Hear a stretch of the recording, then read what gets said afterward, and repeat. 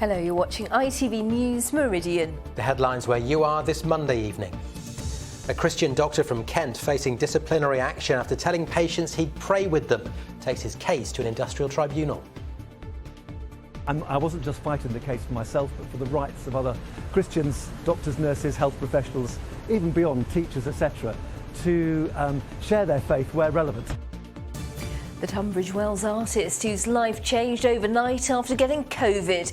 Kat Vesmar is one of 250,000 people living with long COVID in the southeast. And the search begins for our Pride of Britain fundraiser of the year. Tonight we meet the 91-year-old great-grandmother who says raising money for the RNLI is in her blood. Good evening.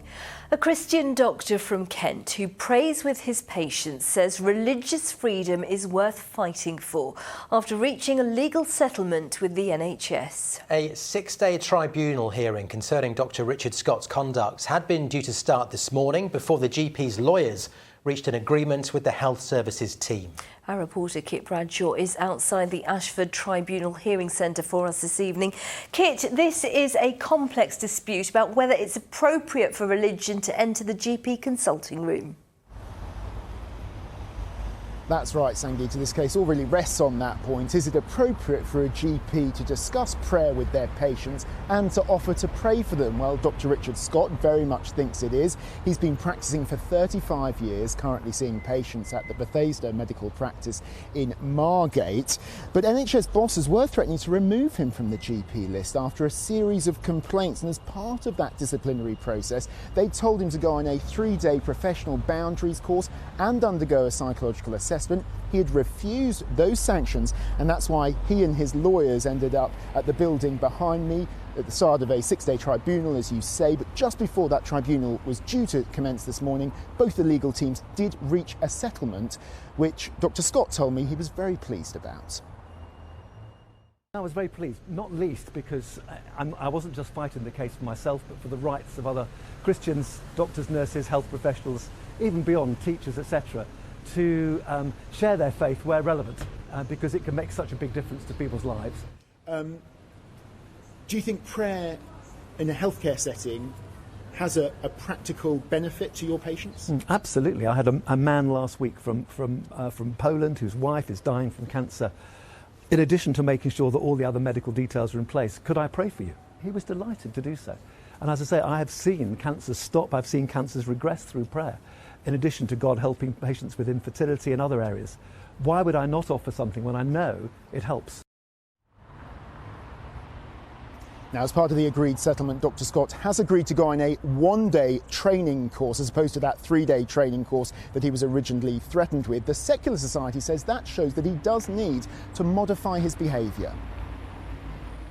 Doctors shouldn't impose their personal beliefs on patients, and certainly not in a way that distresses patients. Now, we've seen multiple complaints against Dr. Scott over the years. It does suggest that there's a problem there that needs to be addressed. All we've ever wanted out of this case was for Dr. Scott and all other GPs to work within their professional boundaries and within ethical guidelines. Now, in Dr. Scott's view, this was all about religious freedom, and he hopes that this outcome encourages other Christian professionals to share their faith in the workplace. NHS England has yet to comment on the outcome of this case.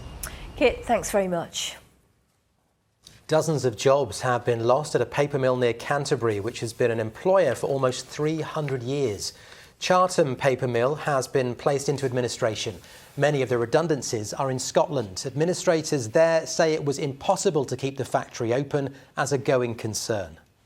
One party was in discussions with the directors for some considerable time, but unfortunately they pulled out recently, and that together with the various increases I referred to earlier, like energy, pulp, has really brought the company to where it is today, the administration appointment. And we have to be fairly open and honest and say that the likelihood of getting someone to buy the whole thing is probably remote, and unfortunately.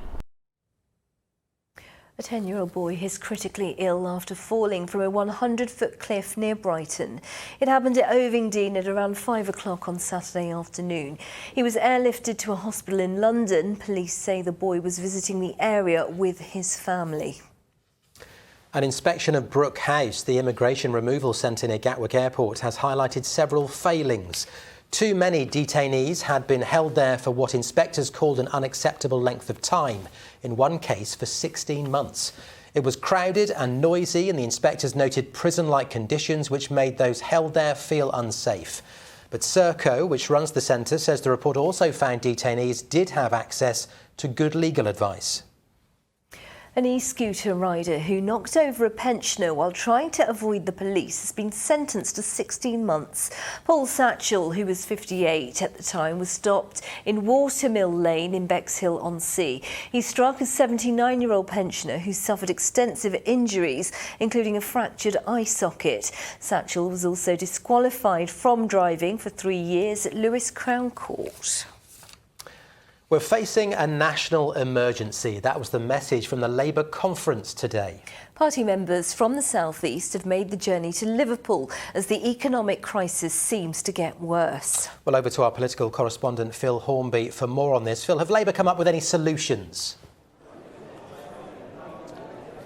Well, Matt, they're coming up with plenty of policies this week. The economy was centre stage today. The Shadow Chancellor made her big speech. At the same time, incidentally, the Bank of England have issued a not very veiled warning that interest rates could go up again at any time. But there's an old saying in politics, you know, that oppositions don't win elections, governments lose them. And there is a feeling among the Labour delegates here that the wheels are coming off the Conservative Party and that it's Labour now that has the wind behind it. This conference feels like it began not in Liverpool this week, but in Westminster last Friday. Labour members think the government's mini-budget, with tax cuts favouring the very rich the most, is a game-changer. We've had a really challenging couple of years as a country. The cost of living crisis is rearing. We've just had a budget from the new Chancellor and the new Prime Minister, which really is not going to get to the crux of the problem. It's going to hit some of our poorest communities, and it's time for Labour to respond. It's time for Labour to show what type of country we can deliver and lead, and that's what I'm looking to see at this conference, and I'm confident that Keir will deliver that. It's the perfect start, they believe, for their most important conference for years. We want a better, United Kingdom. We want a better England, and we want a better communities that works for all of us, rather than just for the rich and not for the middle class or the working class or the poor. We are all one. Many Labour members from the South East think they've spent too long looking like a protest group. The message they want to send from Liverpool is they're now a government in waiting. We are the only party that is rooted where most people across the country have their values and they believe the government should be. That puts a lot of weight on our shoulders, and we are ready to bear it. You'll see this week policy after policy that's going to be tackling the big challenges that we face as a country, starting with the cost of living crisis, then going on to our public services, and then talking about all of the opportunities we can create for a better vision for Britain going forward. And the Labour Party is shouldering it with purpose, resilience and optimism about the future. That's the key thing that you're seeing with the Labour Party. But winning the next election won't be easy. The Tories have a big majority, and Labour can only win if they gain lots of seats in the South East. A big challenge, but you sense here the countdown to the next general election has begun. And Phil, what can we expect from the conference later this week? Well, tomorrow, Matt, they're talking about the environment and the water companies who've been discharging sewage into rivers and the sea, with the suggestion that the directors of companies who are the worst offenders could end up in prison. That'll be tomorrow morning, and then tomorrow afternoon, the main event of the week, really, the leader's speech. Sir Keir Starmer, with his message to the party faithful here in Liverpool, but of course, further afield, his message to voters. So his big speech tomorrow afternoon. OK, Phil, for the time being, thank you very much indeed. You're watching ITV News Meridian here in the South East. Coming up, Sarah's here with all your sport. Including details of a community football club in Thanet that's taken ownership of its stadium from the council. And remember, you can find more on today's stories by going to our website, itv.com/Meridian. You can call us. The number's on your screen now. And you can follow us on Facebook, Twitter and Instagram.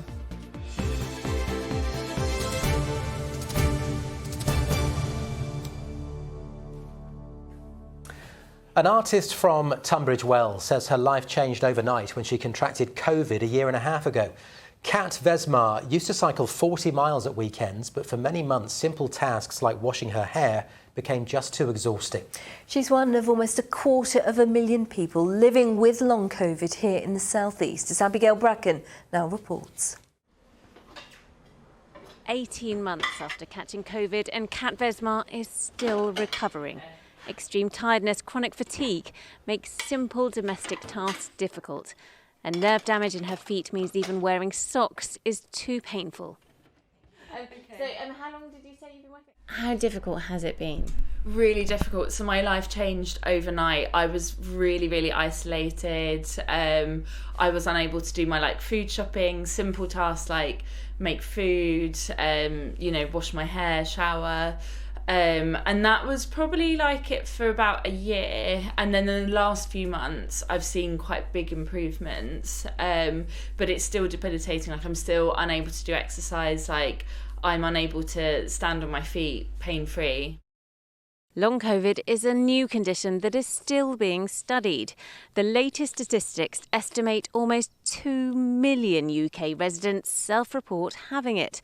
1/5 of them first caught COVID at least 2 years ago. And in the southeast, nearly 250,000 people say they have long COVID. For a very long time, I really felt like I wasn't believed, I wasn't listened to.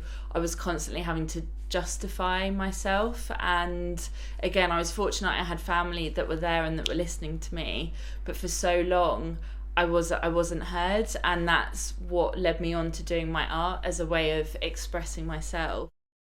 And remembering the things she loved before COVID, like the sea.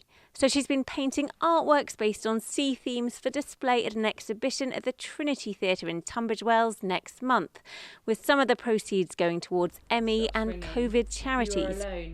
As well as paintings, on display will be poetry written by others with chronic illness, as well as her own. Feeling like a shell, unable to cook or look after yourself, but the tests come back clear, so all must be well. So from the 6th of October, she hopes her exhibition will be giving a voice to those battling with chronic illnesses like long COVID. Abigail Bracken, ITV News, Tunbridge Wells.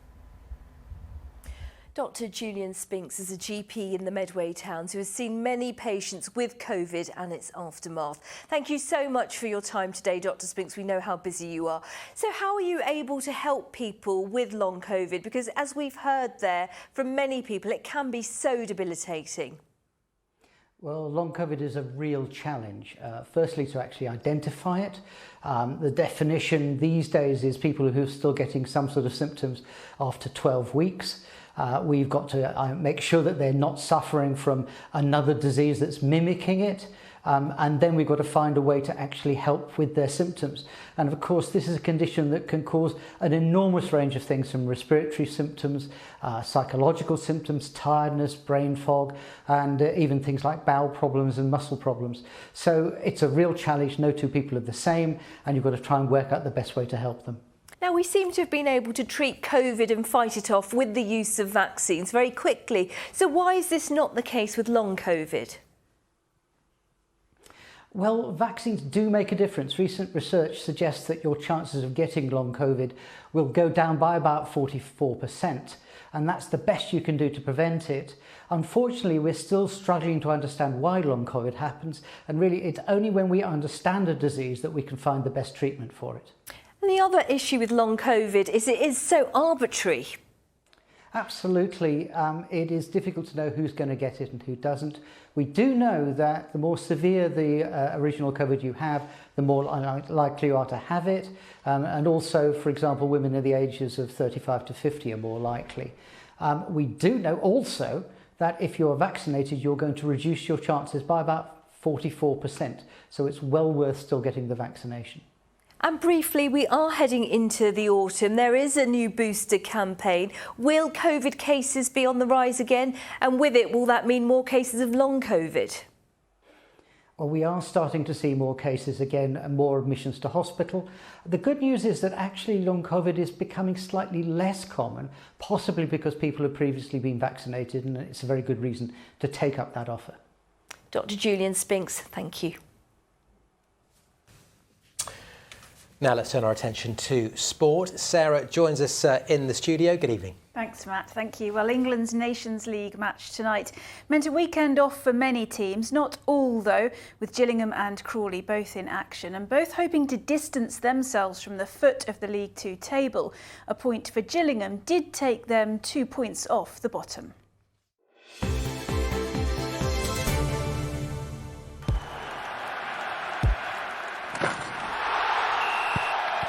Zero Accounting Software sponsors ITV Regional Sports Report.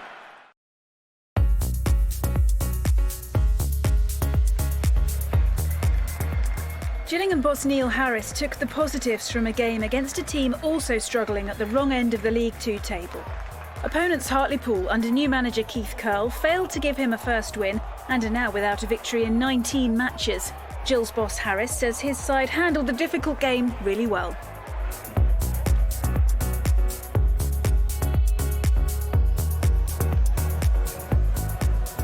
Crawley Town are a point off Gillingham and suffered a heavy defeat at Doncaster.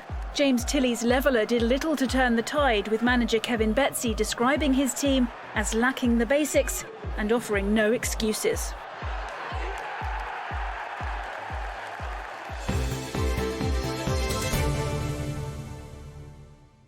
In the Women's Super League, Brighton claimed their first win of the campaign at the hands of Reading. Goals from Lee Jia-min and Katie Robinson capped a dominant performance for the Seagulls, with Charlie Wellings' stoppage-time goal making it 2-1.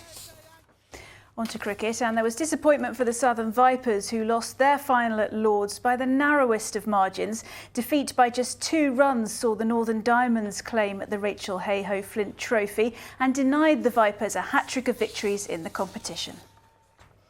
And a community football club in Thanet has taken ownership of its stadium, buying it from the district council. Ramsgate FC have been tenants of the stadium for more than 70 years. They've paid £265,000 and say their ultimate ambition is to build a new stand that can house an enterprise and education centre. A couple of years ago we invested a large sum of money to make it a 4G stadium. Now lots of people come through the gate. We're a trusted hub in the community, a kind of bridge between education and enterprise with our sponsors. And without the freehold, the area on the north side of the stand there that we'd like to turn into a stand, we wouldn't be able to raise the investment to do so. Fantastic, exciting times for Ramsgate. It is. Sarah, thank you. Now it's time to meet our first finalist for the Pride of Britain Awards. This evening we have the story of 91-year-old great-grandmother Betty Brooks, who's spent the majority of her life drumming up donations for a cause really close to her heart, the RNLI. Yes, and Betty was born in Rye Harbour and the lifeboat service has always been an important part of her life. She says it's in her blood. And as James Dunham reports, it's led to thousands and thousands of pounds being raised for the charity.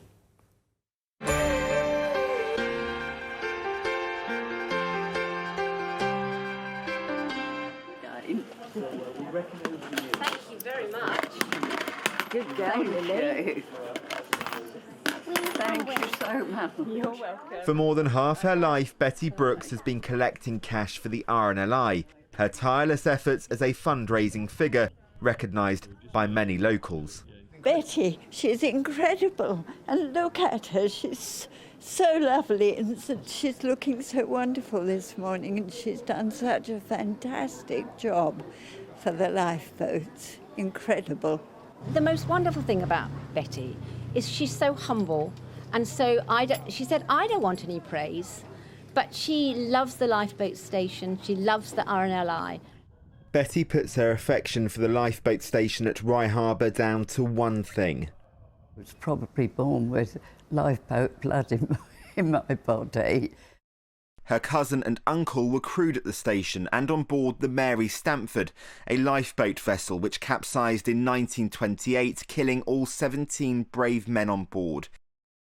In 1966, Betty's late husband Terry volunteered for the service when it received its brand new lifeboat, and that's when she came up with the idea of fundraising for the crew, starting a group called Lifeboat Ladies.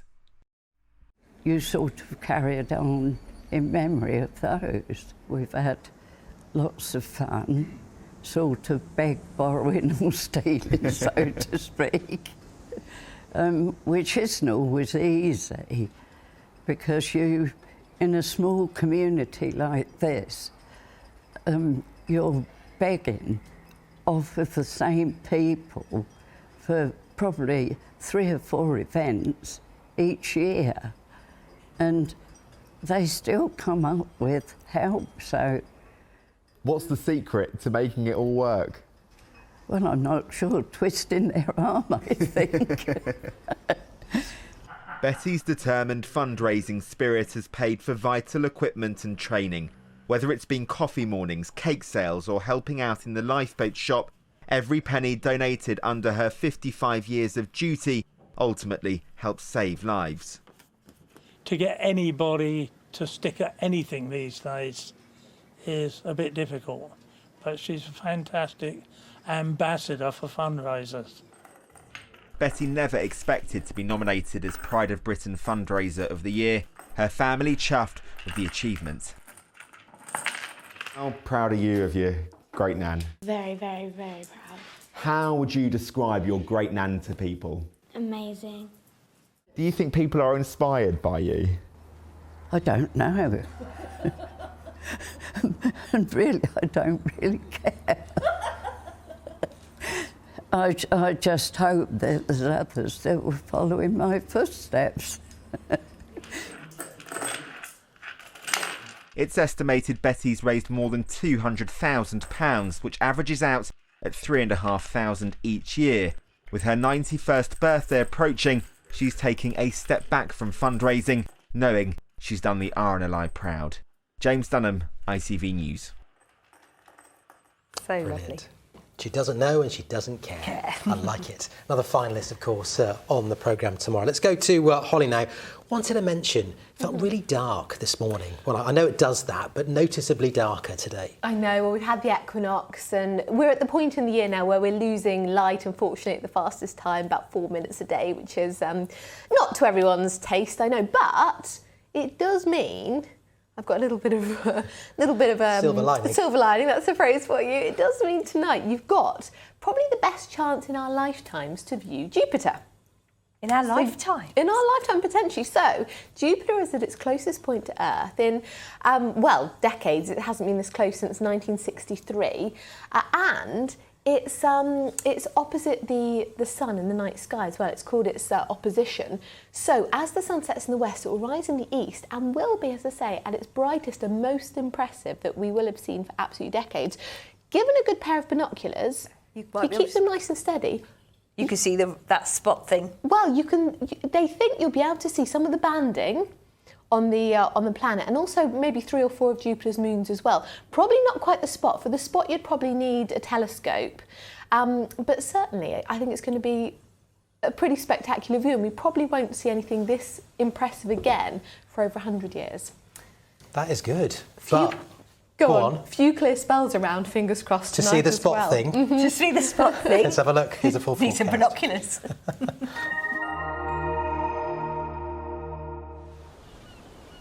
Feels like home, whatever the weather.